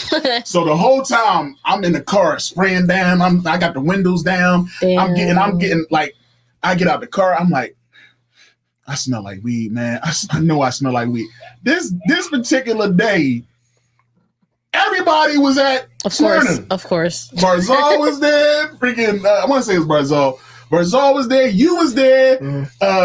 Cat, like it was, and the whole time thinking it's usually just me, Mataza Pie, you know what I mean, Matazia Ala, Basio, and I sit in the middle of the table. They can't, I'll be separated from. Nah, man. I walk in the joint, I get the search, I'm patting. I'm like, this nigga, you probably smell it. Nah, you did an amazing job. I could not smell anything. Yo, I sit right next to Cat. I'm sitting right next to Cat. I'm like, because when we walk in the room is packed. The room is packed. It's never like this. Cat sitting right, and I'm like, the only seat is right next to Cat. I'm like, shit. As he teaching. No. Matazapa was teaching at the other end. He was on guard. Yeah. Okay. No. I want to say, I swear it was Barzal that was there that night. No, Barzal never went down. He never went. Yeah. Somebody it was either me, Captain Ariel, or Matazapa. Probably. It was somebody else there though. It was Malaki came down one time though. I think it might have been Malaki. Yeah. So I'm like, God damn, man. So I had to sit right next to Cat the whole time. I'm sitting there. The class ain't had nothing to do about weed and nothing. Yeah. Man, Cat just out the blue and goes, yeah. And y'all need to start smoking that weed. Y'all a bunch of bitches. You weak as shit. He started going in. You might as well take the nail and put it in Craig's hand. Like he went in. I'm sitting there like, just go ahead and die. You want to smoke weed? Just go ahead and die. Yo, he killed it. You want to get high? Man, I got to my. You want to be a drug addict? You want to eat go ahead and die. I got to my car. I literally took the L, crumpled that joint. Threw it out the window, and I ain't smoked since. Most ain't crack. Yeah, most ain't crack. Give yourself a bomb. Can you drop a bomb for yourself, please? Hey, Seeking Eternal Life, I just want to see you say, yes, I've seen it. YouTube, Underbelly is way too much. I don't know exactly what that was. When I was talking about the soft white underbelly, it's a YouTube. It's fucking ridiculous. It's a YouTube channel called Soft White Underbelly. That shit is crazy. What's that about? They have it's interviews they do with pimps, about people that's prostitutes, it was okay. It was one family on there, and they was like, the whole family was like incest. It was like brother and a sister, and they had all these kids. Them kids was fucking retarded. Okay. I mean, they was like, YouTube, right? It's called Soft White. YouTube, right? Yeah. What's it called? It's called Soft White Underbelly. Soft White Underbelly. It's a bunch of interviews with just people that's just like derelicts, messed up, pimps, drug dealers, gangbangers. There was one lady on there I was following. I want to say her name was Rachel. A few people in the school was following her story. She was like a crackhead. She was a prostitute or something like that. She had got off real bad, but then she ended up getting better, and then right after that she died. And then she got better. I think she ended up getting better. She went back out into the streets and then she died. Yeah. Okay, so I got it locked into my YouTube channel, man. Shout out to everybody that's in here, man. 27 people in here. Michael Lowry. The Lowry gang. Lowry. That's a prominent last name. Michael De Leon says, Seeking Eternal Life, where's your school? All right, our school is at 1232 North King Street, Wilmington, Delaware, 19801. That's right. We out here. Richard De Leon. That's a hell of a last name. Right. Houston, Texas in the building. Hobby area, ISUPK school. Let me see. Who we got? Let me go down a little bit. It's just a lot of Michael Lowry and Richard Leon, De Leon. De Leon. All right. Let me see. Okay, he would bash Jakes and black women, LOL. Okay, I'm not sure exactly what that is. What the hell? And none of y'all said, oh, Lord, your dad is going to kill you. It was some people in there. Like, it was two people in there. Her face like she believed that shit. She's like, God damn it. I'm going to call my dad. Dad, I'm so sorry. I promise. I'll never do it again. I'll never do it again. Yeah, Tazawan. One. That's what it is. All right, you got to add a Y in there. Right. And an A. I'm start calling okay. Burning Bush has nothing to do with weed. Oh man, here we go. We got one of those in the chat. Yeah. You the weak one I was just talking about, man. I'm gonna ask a question about that. Okay. Do people, does the average person in the world believe that you can be addicted to smoking weed? No. Because their mentality is it's just weed. It's just weed. Because the other drugs out there are so powerful. They're so much different than weed. It's like it's almost like you see weed as a cigarette compared to heroin, fentanyl, cocaine, all that. You see weed is like, I'm only smoking weed. So the average person don't really look at it like it's a real drug. Right. Right. Right, and them legalizing it ain't help either. That's not helping anything. That's making everything worse. Now it's like, oh, well, they don't put no daggone disclaimers on a pack. You know what I'm saying? But you got a disclaimer on your cigarette. I ain't smoking cigarettes. I'm smoking weed. God put this here for you and me. Right. You know what I mean? This is what was in King Solomon's. Weed is a drug, and you should not be smoking weed, and you should not be doing any type of drug because your body is a temple of the Lord. Damn right. All right. And well, you know what we should do one of these days. This would need to happen. We need to see if we can go on a tour inside of a rehab facility where you can see all of these junkies who was on drugs. Because I worked at a few rehab facilities, and it's like you see people who did drugs all their life, and I mean, you couldn't imagine. It'll make you want to cry. Right. It's like they're so bad off. It's like you couldn't even the how bad they are off. You can't even think. You can't even think of it. Right. Like you couldn't even be like, oh yeah, well they probably just. You couldn't even think of it. I feel like one day we need to just go in there and see. Well, you probably can't because of HIPAA laws and stuff. But I wish that there was a way that you could go in there. You could just video all of the drug addicts and where they're at and just show people. Just go to Kansas because people don't think. But you know, it comes from pain. Yeah. But see, drug addiction comes from pain. Yeah, trying to hide. You know what I mean? It comes from people trying to cope with reality and pain. The pain of living in America. You know what I'm saying? The pain that they have to go through every day. Right. And just to get high for a little bit, it kind of takes you away from the reality of the pain that you have to deal with. So if you want to, stop drug use, you have to cure the pain. Right. Stop the society that surrounds it. Yeah. And that's what it is. And UPK is definitely the painkiller, man. And guess what? The excellent segue into what we're about to talk about right now. We about to talk about Thanksgiving.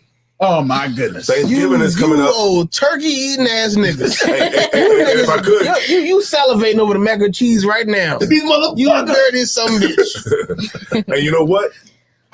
The people that are the Native Indians, right? The Native Indians, the Native Americans, the First Nations. Mm-hmm. Right now, they're going through pain. Yeah, right. Because the rest of the world is celebrating the death of their people. Right. Yeah, they know what's going on. Right. That's got to be nuts, and guess what they do behind it on those reservations, because they're trying to deal with pain. Right. And the reality that they have lost everything. Overdrink. They get drunk. They overdrink. It's another reason to just get, to kill yourself with alcohol. Right. Alcoholism is so big on the reservations. Yeah. It's big. I feel like in Israel as a whole, we all have. I say we because we're part of it, but we do have a problem with alcohol, and I feel like people and when you talk when you Gadites are definitely different because they get real angry. They start saying some shit. I would say that they drink the way we do cocaine, the way we do drugs. That's how they that's how they drink alcohol. That's their cocaine. I can agree with that. That's their heroin. We do heavy duty shit. They just drink that till death. Right. Mm-hmm. I saw documentaries with Gadites where the beer cans is beer, but the beer cans is on the streets, like flooded in the corner, like you can see like a little the corner with the gutter. Yeah. It's beer cans all around this corner, like it's like ridiculous. Like they drink like on a whole nother level. That's their thing. Niggas be regular niggas. We take a 40 and they drink that beer like it's crack. Yeah, like it's no joke. Yeah. As Ross said, ham, spam, potatoes, tomatoes, greens. Man. You name it. They gonna be eating all that. Yo, check it out, man. You want to eat all that stuff? Just eat it now. And that's what's so disgusting to me about Thanksgiving, because they pray over that food. Not even that. It's just to a man, anybody with a little bit of knowledge, you know the background and the true understanding of the holiday. You know what? I gotta say something about. I'm gonna tell you something about that. I'm sorry. Go ahead, sis. Go ahead. But I'm just saying, I gotta disagree with you on that. I didn't say my point. I already know what you're about to say. Like, man, I got something to say, man. It don't matter. I already know what you're about to say. Go ahead and finish. All I was gonna say is that people in the world, people that don't have a certain level of knowledge, don't even really care or look to think about why I'm eating this turkey or why I'm eating this mac and cheese. It's just that there is mac and cheese. But the thing is, unless you're in UPK, you don't think that. That's my point. Like being in the world, it's like, okay, like when we celebrate holidays, it was like. Everybody else. I'm not celebrating holidays because I actually fuck with Thanksgiving. I'm celebrating holidays because, nigga, I like to eat. But did you know anything about the history? That ain't even it. Oh, okay. You personally. It ain't even about I like to eat. The UPK breakdown of Thanksgiving, no. Nobody in the world knows that. What did you think Thanksgiving was about? I ain't gonna lie, all I knew was them pilgrims and them blankets. Them damn pilgrims and something about the blood. That's all I knew. Some of the blood. Okay, because of course in school, first of all, in school they're not going to teach you what the reality, what actually happened. They're not going to teach you that, or they won't go into great detail about what actually happened. They'll show you some 5-clip video of, this happened. When I was good, they talked about some death and destruction. But Aria, you don't understand. Okay, but let me say this: you're somebody who. No, I'm talking about public school, like. But listen to me. The white man taught me. You somebody, but the problem. Okay, here, not the problem. The thing is, you're somebody who was raised up in the truth. No, I'm saying. But listen, let me finish. White man was like, let me finish my statement. Nigga, you get this ain't got nothing to do with the truth. I'm saying I was at the school. Let me finish my statement. The white man said they killed all the Indians. Can I finish? Go ahead. You're somebody who in the school, so somebody.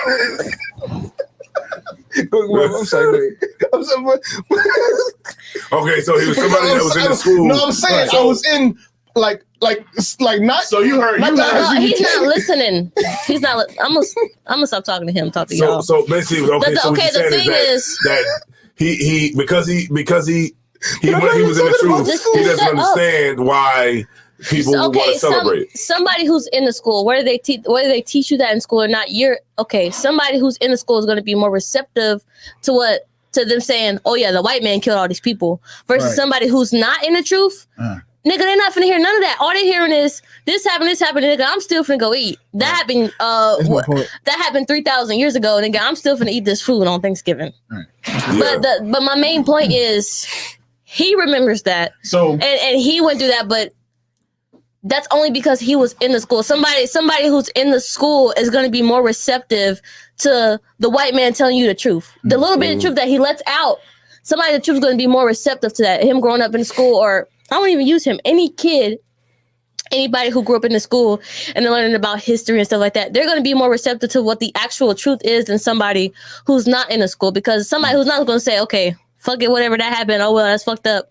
On to the next thing. Right. It's not going to matter 10 minutes from now. Yeah, but the root of it is Christianity. Right. You know, because that root is like what teaches us that we don't care about nobody else unless it affects you personally. Right. You know what I'm saying? Like, you see all those people who are out there that say, I don't care about Black Lives Matter. I don't care about none of that stuff, right? But then the minute their kid dies from police brutality, they say, Black Lives Matter. Right. Yeah, I want. Yeah, everybody. I want to bring awareness to my son. Yeah. Right. And nobody gives a damn. Just like you didn't give a damn. And that's what it all boils down to. It boils down to our mindset, because we were raised as Christians, and it just sucks so bad. You know what I mean? That we don't care about the Native Indians because it doesn't affect us. We feel like it doesn't affect us because their death doesn't mean more than this macaroni and cheese. Yeah.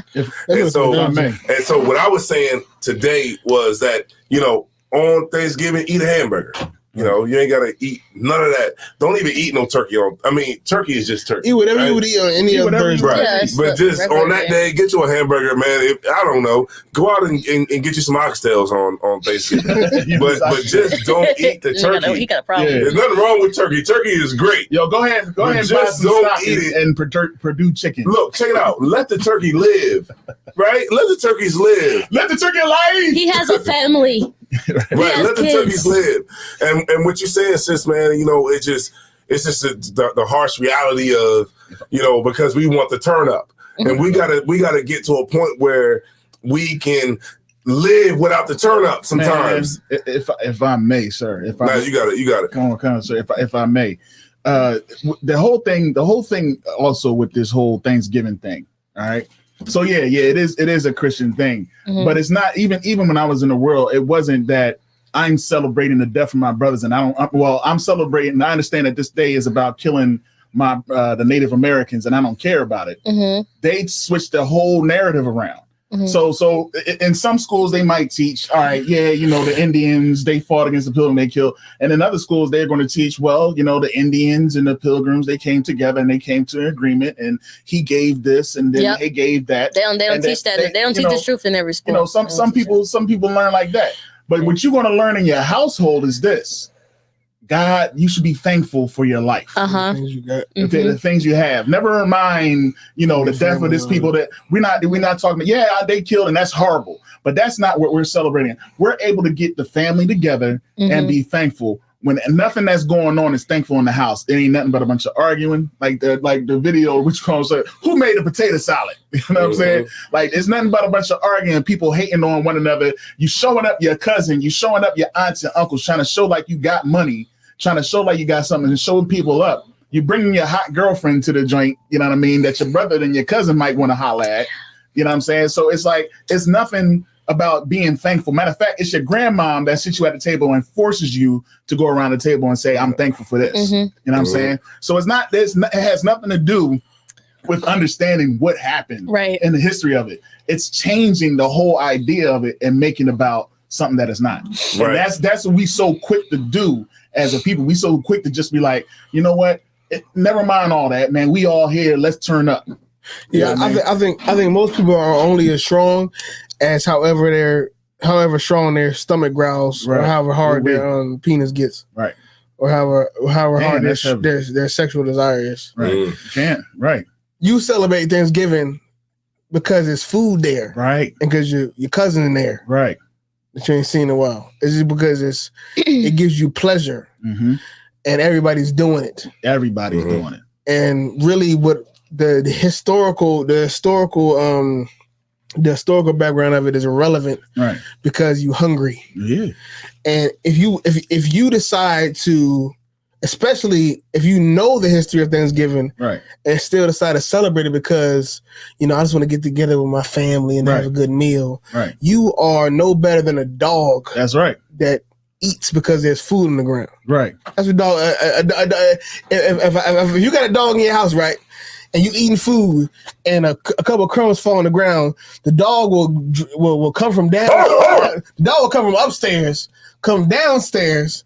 As he hears the food hit the ground, to eat the food, because the dog just loves to eat. That Thanksgiving meal, especially if you know the history of Thanksgiving, you're no better than that dog. You're no better than that dog, because you are just somebody who just wants to fuck and eat and laugh. And that's all that really matters to you. You could care less about, you know, these people, hundreds of years ago that died after the so-called Thanksgiving meal. Chilling. You would care less about genocide.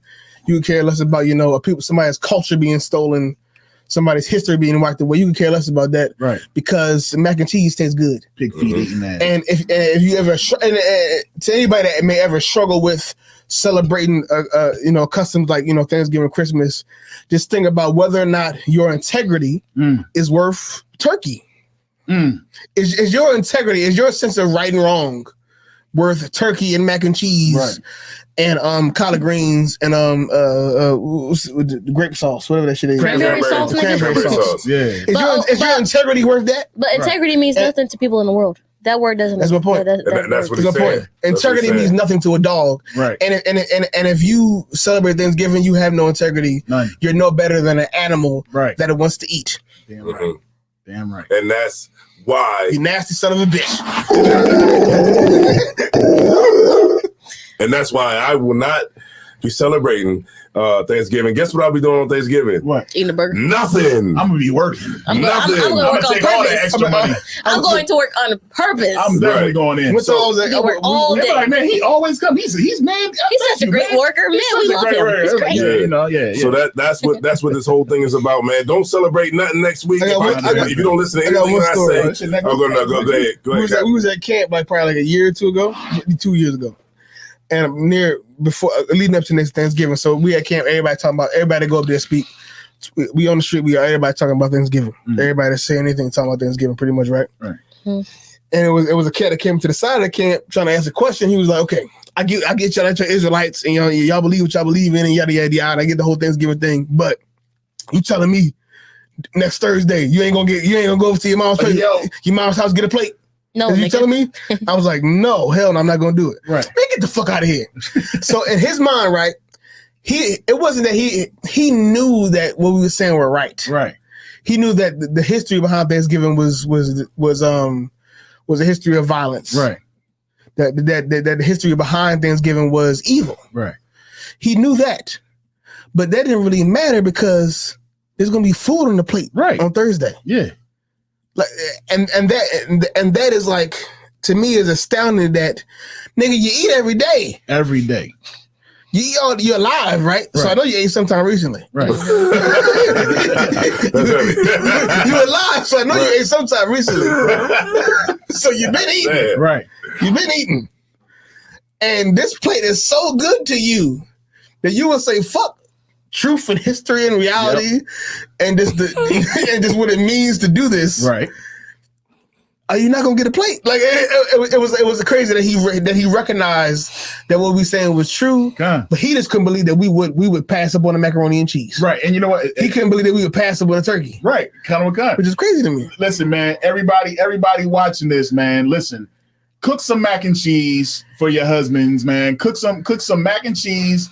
Get you some turkey. Everybody cook all the time. The problem is that we ain't cooking these things until Thanksgiving. Right. How can you be a human being and food and having a home cooked meal mean that much to you? Right. You're a human being and that mean that much to you. But guess what? Guess how much it costs though. Guess how much it costs for one Thanksgiving dinner? About $500.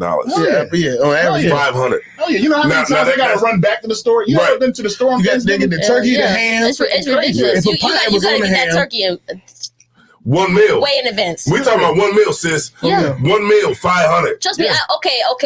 I'll be quick. I'm gonna shut up. I'll be quick. No, you good. Good. Take turn. Well, okay, and I got 2 points. I got two things to talk.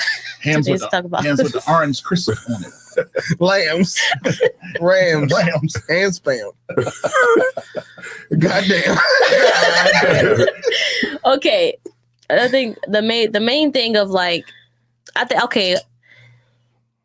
other than we celebrate Thanksgiving because that's what everybody else does, is we don't have strong families. Nah, we don't have strong relation. We don't have family. Nah.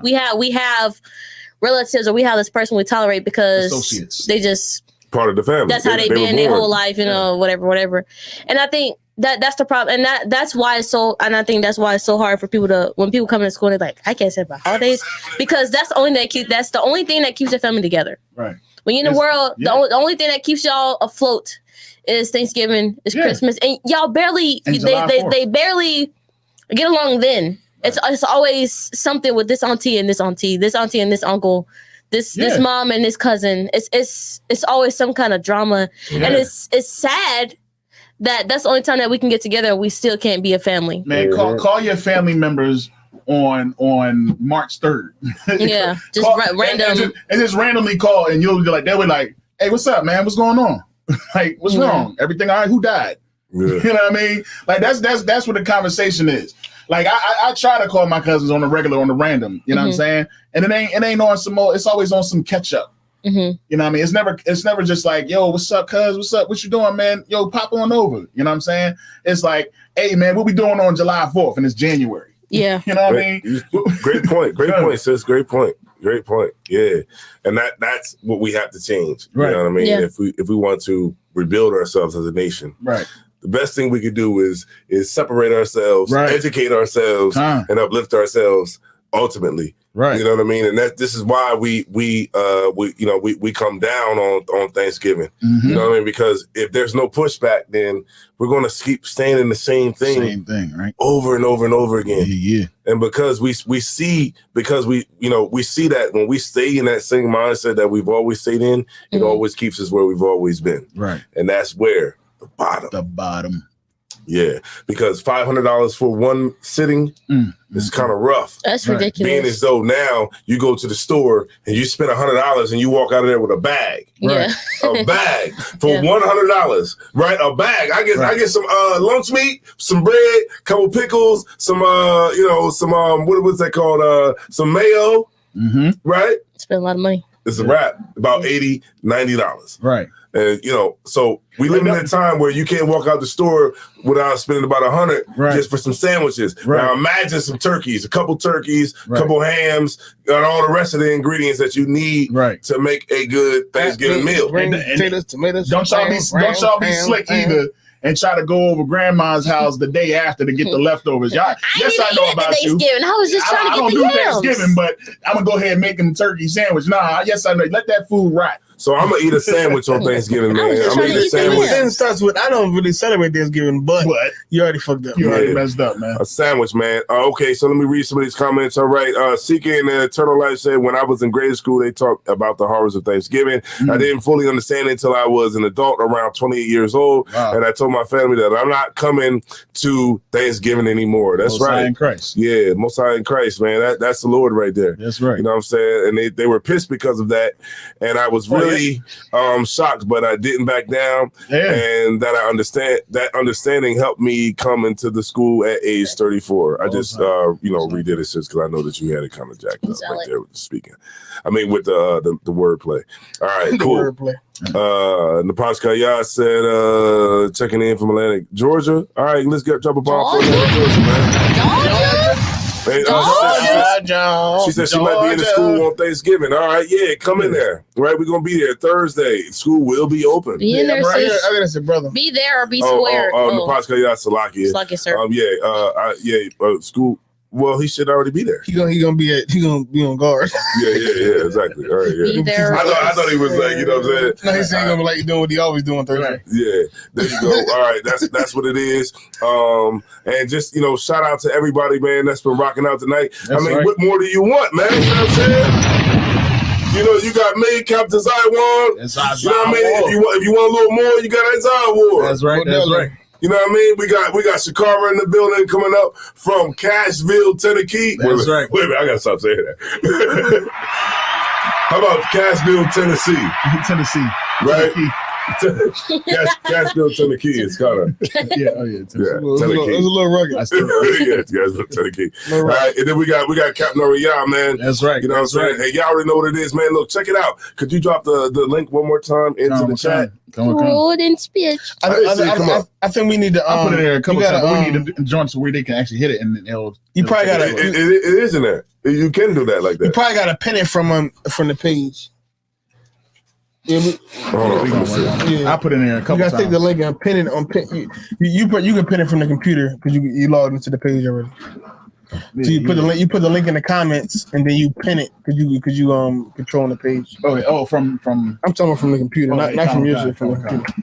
Yeah, because when I'm putting it in, I'm pretty sure people are like, man, I ain't typing all that. Yeah, because it should be like they should be able to hit it, but I'll just put this in the Rudy Streets Vancast 3.0.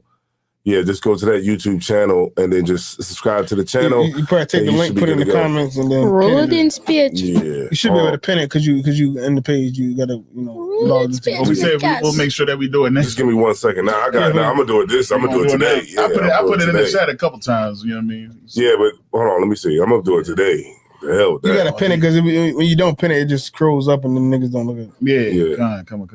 Hold on. Let me see. I got you right now. We're about to pin this joint. We ain't playing around. All right, boom. We just bring it up real quick. It's gonna take a couple seconds, but yeah. All right, boom.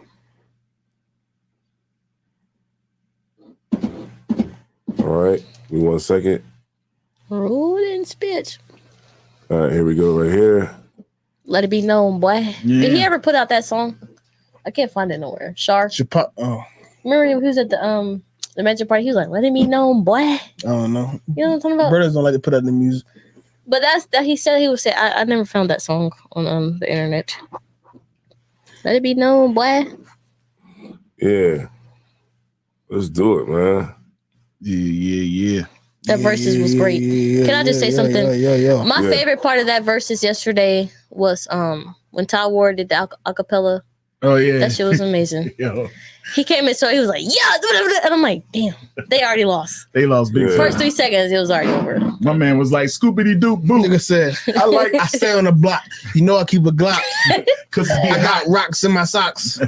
That was bad. If a nigga act up, he know he getting popped. Yeah. When it's hot, I get that pot. And I put in the comments like, "Nigga, I cook my coke in the crock pot." Ooh, but my thing was, okay, nigga, they said acapella, not freestyle. Right, that's the part. He was like, "Oh no, they already had that pre-recorded," but I said, "Mine off rip." Well, nigga, you freestyle. They said acapella. If I'm not mistaken, is no music, no extra sound. Yes, because we want to actually hear what you're saying. We just want to hear the rap. Like we understand that a lot of people love beats. You know what I mean? Yeah. Some people will just choose the song based off the beat. Mm-hmm. Take the beat off and see if they actually see what they're saying. Yeah, you know what I mean? That's what that was about. That's what acapella is. Nobody said, "Yo, all right, the next John is freestyle." Off the top of your head. That's right. But he still would have lost though. The funniest line even if it was like, Top Ward freestyle, he still would have lost. Because they did it again, and the nigga spit something that was not written. Yeah, exactly. And he didn't win. Yeah. The funniest part was when my man was like, "Man, I don't even do this no more, man. I got a real job." Yeah, I heard him say that. He was like, "Man, I'm working, man. I got 9 to 5, man. I don't even do this no more." Why would you come over here and fucking try to rap? Man. All right, y'all, man. Yo, I want to give a shout out to Captain Kotnazar. I want to give a shout out to Captain Tazariak, man. Also want to give a shout out to One West on the 100 side. That's right. On Clubhouse, man. Make sure y'all follow the rooms when y'all go in there, man. Make sure y'all follow the house. That's and right. Y'all do all that good stuff, man. Shout out to the crew that's here right now, you know what I'm saying? And just shout out to Cross the Line Radio. That's you know what I mean? That's right. We encourage y'all to go to Rude and Speech Vidcast 3.0. Check out the channel, subscribe to the channel. We got a lot of powerful skits that's gonna be coming out. We just did a skit tonight that's gonna be coming out. We're gonna be dropping that skit. We got a lot of content that's gonna be coming out on the channel, and we got content that's already up there to keep you know what I'm saying, going until we keep it going for the next one. We just encourage everybody to just join up with the Rude and Speech Vidcast 3.0 team. All right. If you want to cross the line right now, just go in the chat. There's like 2 links right there. Hit one of those links. You're going to be able to go to the Rude and Speech YouTube page. Make sure you subscribe to the channel, like our videos, and keep supporting. Turn them notifications on. We'll be back here next week. You know what I'm saying? We're going to tell you again. We're going to do this again. But we appreciate the support to our main channel. Yeah, man, we trying to go up. So we appreciate everybody that's in here, man. Y'all already know what it is, man. We thank y'all. That's right. We are very, very appreciative of the platform. And with that being said, man, I'm Captain Tazariak War. It's Captain Ariel. And we are Rude and Speech, man. So y'all can get out of here, man. And make sure y'all come back next week, and we're going to give y'all the same fire and intensity that we did this week. So what you got? You got a song? Matter of fact, I got you right now. I got it. I was going to go with you. You got something? Get the stuff. All right, you got it. Let's get it. All right. Rude and Speech. Damn. Leave with haste. Yeah, you got it? Yeah. Hit the mic off. No sweat. You said the mic off? I hear myself. Damn. Oh. Zooming got that drip, bitch. to hit packs, stood on the block and was moving the snack. Now I spit truth and I'm writing these raps. I follow y'all, how was y'all, he coming back. All of my niggas really changed their life and we sitting in class every single night. Ain't no you say, and we breaking out scriptures that law really get you right. That's the Lord, why did he save me? Baby, born in the 80s, used to hide dope in my grandmother basement. I seen the nigga brains all on the pavement. Not really two with a switch and the laser. I was down bad with an 8-ball scale and a razor. I came out the struggle, I finally made it. I counted these blessings, I'm never complaining. Soldiers, they give me your orders, say corner on corner, I do what I'm told. Nothing my crown, I'ma be fly as a bitch. You know I'm a dip it in gold. They call me Batak, so that mean I'm bold. Came out the block, used to beat at the pot, then hit all the fiends in the holes. I chased the money, was losing my soul. Yeah. Used to hit packs, stood on the block and was moving the snack. Now I spit truth and I'm writing these raps. I follow y'all, how was y'all, he coming back. All of my niggas really changed their life and we sitting in class every single night. Ain't no you say, and we breaking out scriptures that law really get you right. Only the real ones call me ruler. Got 50 round steel drum in a Ruger. I say go kill one of my shooter. He say I owe you like a sooner. Hey yo, talk, tell me why they testing me. Used to get guap, weed and ecstasy. I'm out the kitchen, still with the recipe. I'm in the truth, building a legacy. I keep a couple shooters with a secretary. If you ain't over me, then you ain't checking me. I just hopped off the plane of Puerto Rico. Hollers and Quinte and Cinco. Homie, I leave you stressing like a limo. Pull up in any city with a rental. Free my dogs out and get them out the kennel. Enemy trying to pit me like an Inno, you know. Used to hit packs, stood on the block and was moving the snack. Now I spit truth and I'm writing these raps. I follow y'all, how was y'all, he coming back. All of my niggas really changed their life and we sitting in class every single night. Ain't no you say, and we breaking out scriptures that law really get you right. I was locked down on myself, asking the Lord every night when am I getting out. Why you keep sending me blessings and I keep on fucking up, still haven't figured it out. Talk behind me, I had to lose my bus, me and you, and they made it right. 40 on me, got a body. Nigga tried to rob me and ended up losing his life. I bought a ticket to Cuba, TSA locked me up when I was boarding the flight. Crackers ain't give me a bail, so I was stuck in that bitch and that shit had me tight. And I had beef with the ops, I put the mirror in the bathroom and made me a knife. I see why the murder rate high, niggas be pussy and shit and they can't really fight. Used to hit packs, stood on the block and was moving the snack. Now I spit truth and I'm writing these raps. I follow y'all, how was y'all, he coming back. All of my niggas really changed their life and we sitting in class every single night. Ain't no you say, and we breaking out scriptures that law really get you right. It's recording. Okay. Yo, I'm Desire Warner. I'm Desire Warner. Yo, I'm the Tyler Pop. And this is Captain Ariel with. Yo, I'm Desire Warner. Isaiah Warner. Yo, I'm the Tyler Pop. This is Captain Ariel. You watching. Captain Ariel, and this is the Brutal Speech. I'm Desire Warner. Isaiah Warner. Yo, I'm a Tyler Pop. This is Captain Ariel, and you're watching Rude Speech.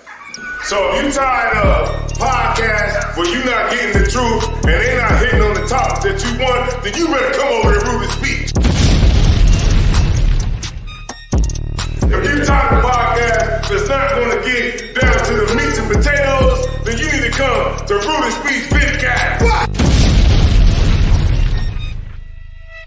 Alright, we got some shit. Y'all made this up. Use that. Right like this.